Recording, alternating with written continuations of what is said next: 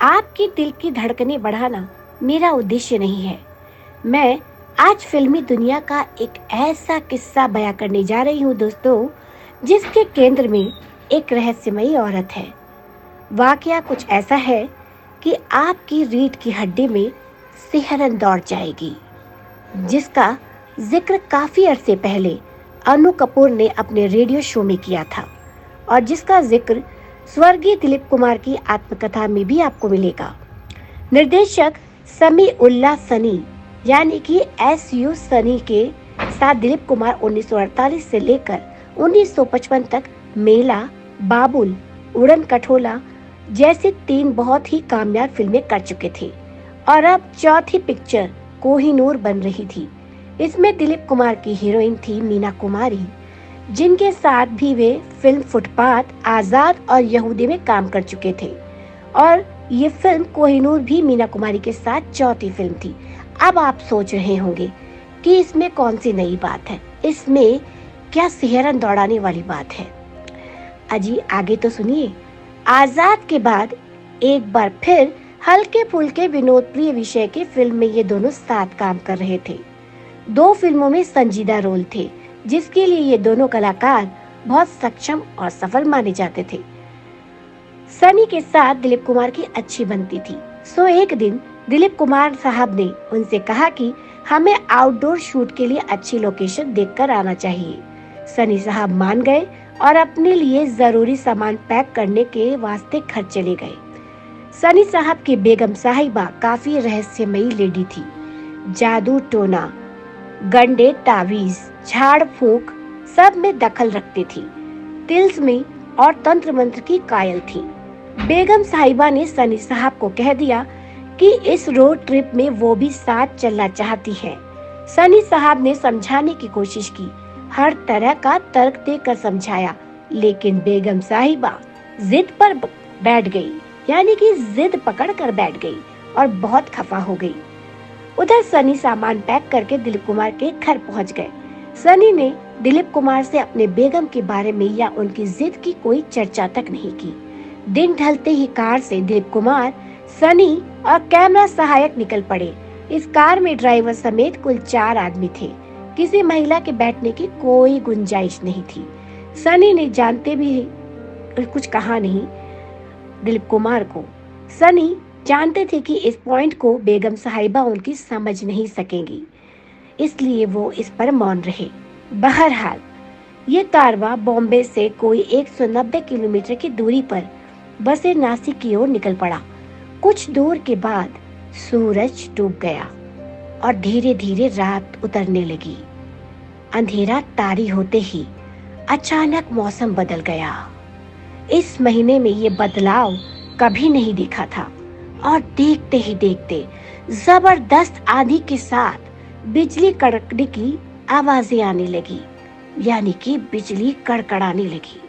आंखों को चुभती मूसलाधार बारिश शुरू हो गई।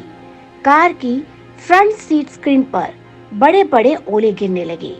ड्राइवर ने वाइपर फुल स्पीड से चलाया तो सही, लेकिन प्रगल वेव के सामने कुछ तुच्छ वाइपर की कोई औकात ही नहीं थी। मंजिल अभी दूर थी, आगे कई रोड दिख नहीं रही थी। ड्राइवर बहुत धीरे धीरे संभाल कर गाड़ी चला रहा था। अब आगे क्या हुआ?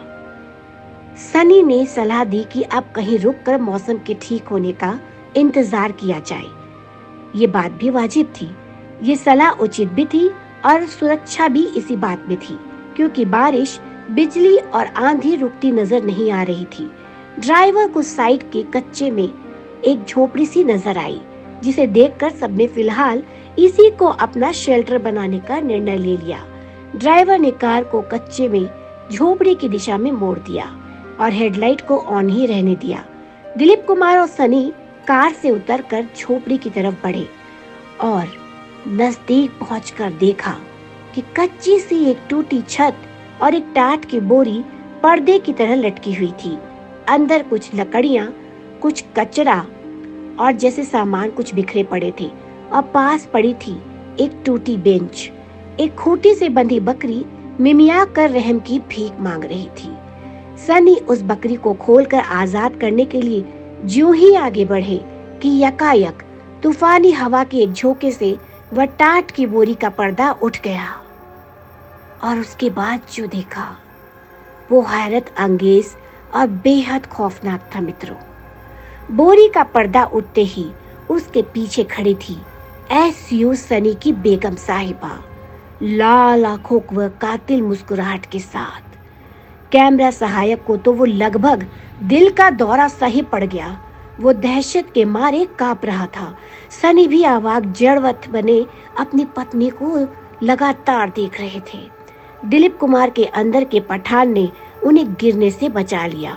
फिर सनी की बीवी या उस औरत ने अपने होठों से रेड लिपस्टिक पोंछी और बस गायब हो गई। और उसके गायब होते ही मौसम भी साफ हो गया हुजूर।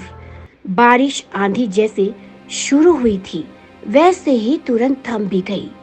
टीम लोकेशन की तरफ बढ़ ली, मगर रास्ते भर कोई किसी से एक शब्द भी नहीं बोला।